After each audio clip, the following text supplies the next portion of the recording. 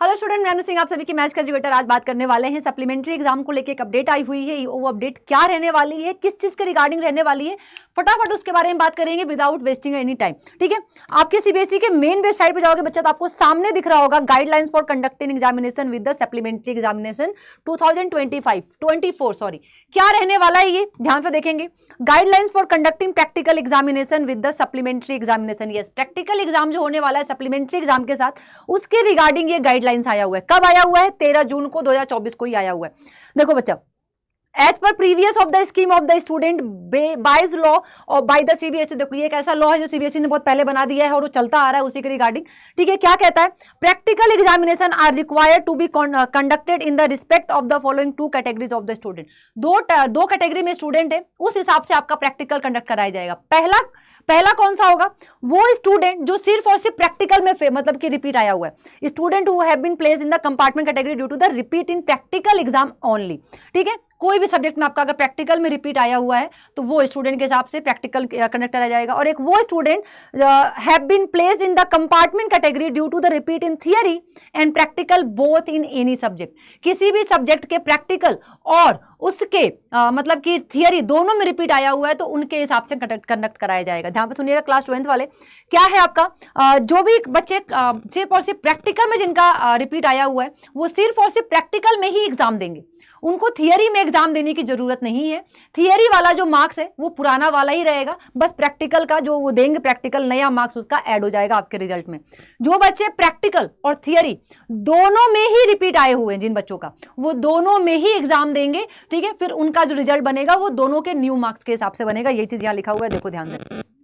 A student who have been placed in the compartment category due to the repeat in practical shall have to appear in the practical examination only during the supplementary exams, and there is no need for him to appear in the theory examination, and previous theory marks will be carried forward and accounted for.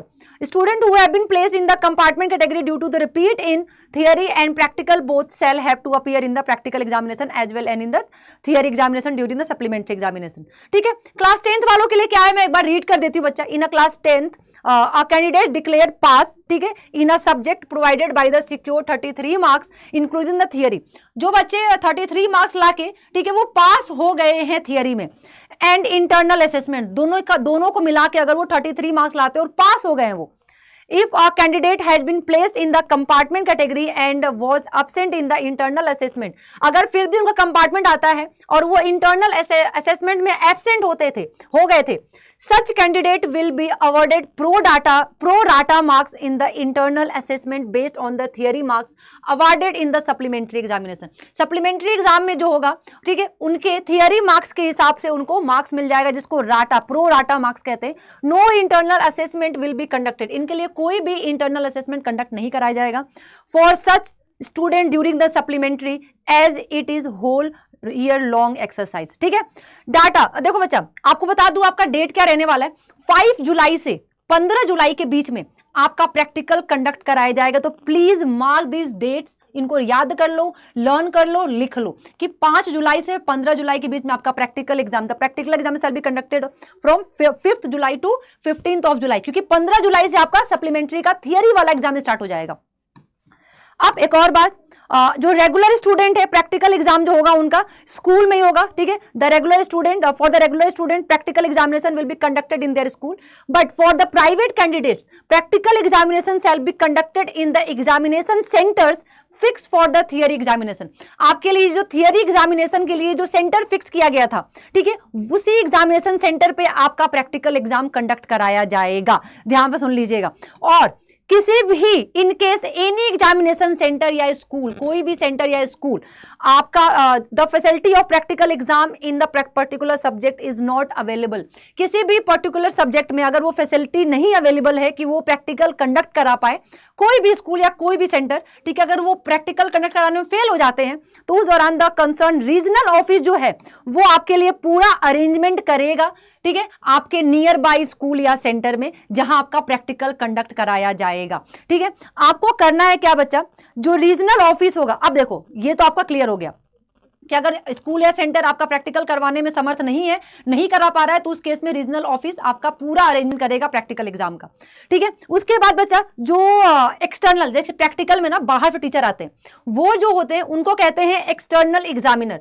वो जो appoint होंगे वो CBSE के through, मतलब कि regional offices उसको appoint करेगा। और जो इंटरनल एग्जामिनर्स होते हैं वो आपके टीचर्स भी हो सकते हैं, जिसको स्कूल खुद अपॉइंट करता है। ठीक है, उसके बाद बच्चा ये तो ठीक है, चलो आंसर बुक जो होगा प्रैक्टिकल एग्जाम वो रीजनल ऑफिस से ही आपका होगा, जो भी होगा।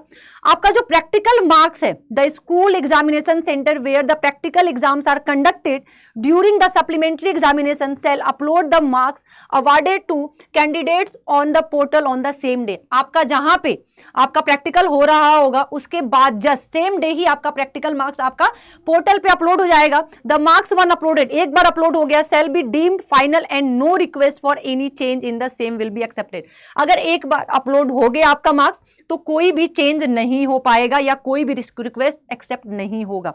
अब बच्चा करना क्या, आपको स्टूडेंट क्या करना है, जो भी स्टूडेंट को प्रैक्टिकल देना है, ठीक है, the student shall contact their school या examination centre without fail by 5th of July। 5 जुलाई से पहले जाके अपने स्कूल में कांटेक्ट कर लो कि आपको प्रैक्टिकल देना है या फिर जो भी मसला है। ठीक है, मतलब कि जो भी प्रॉब्लम है प्रैक्टिकल को लेके, तो आपको 5 जुलाई से पहले ही जाके स्कूल में कांटेक्ट करना, क्योंकि 5 जुलाई से आपका प्रैक्टिकल स्टार्ट हो जाएगा। आपको लेके क्या जाना है अपने स्कूल में, मतलब कि प्रैक्टिकल एग्जाम से बात करने के लिए, या फिर स्कूल में जाना है आपको 5 जुलाई से पहले, तो आपको लेके जाना है अपनी मार्कशीट, अपना रिजल्ट और एक आपका जो एडमिट कार्ड है। वो 2 चीजें आपको अपने स्कूल में लेके जाना है 5 जुलाई से पहले। अब स्टूडेंट जो भी है वो डेट टाइम और प्रैक्टिकल एग्जाम का प्लीज याद कर ले और अपने प्रैक्टिकल एग्जामिनेशन पे टाइम से पहुंच जाए, सेंटर पे टाइम से पहुंच जाए। बाकी सारी चीजें स्कूल और प्रिंसिपल के लिए हैं, जो भी चीजें वो लोग करेंगे।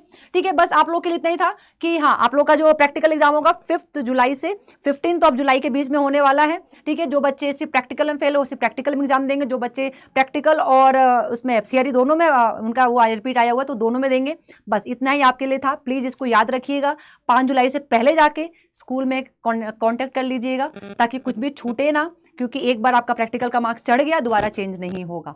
ठीक है, ऑल द बेस्ट, पढ़ाई करो, प्रैक्टिकल की तैयारी करो, और कोई भी प्रॉब्लम हो anu.singh@247.com पे मुझे मेल कर सकते हो। Thank you so much, all the best.